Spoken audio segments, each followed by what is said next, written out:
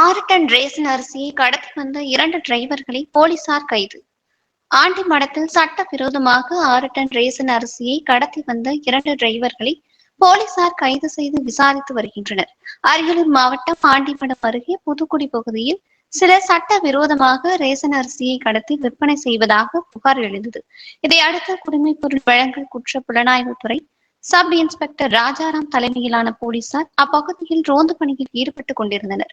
அப்போது அவ்வழியாக வந்த சரக்கு வேன் மற்றும் லாரியை மறித்து சோதனை செய்தபோது அதில் சட்ட விரோதமாக 6 டன் ரேசன் அரிசியை கடத்தி வந்தது தெரியவந்தது. இதையடுத்து அரியலூர் மாவட்டம் புதுக்குடி கிராமத்தை சேர்ந்த ராஜா, சிவகங்கை மாவட்டம் சாக்கோட்டை கிராமத்தை சேர்ந்த மாணிக்கம் ஆகிய 2 பேரையும் கைது செய்து அவர்களிடமிருந்து 6 ரேசன் அரிசியை மற்றும் கடத்தலுக்கு பயன்படுத்தப்பட்ட சரக்கு வேன், லாரி ஆகியவற்றை பறிமுதல் செய்து விசாரித்து வருகின்றனர்.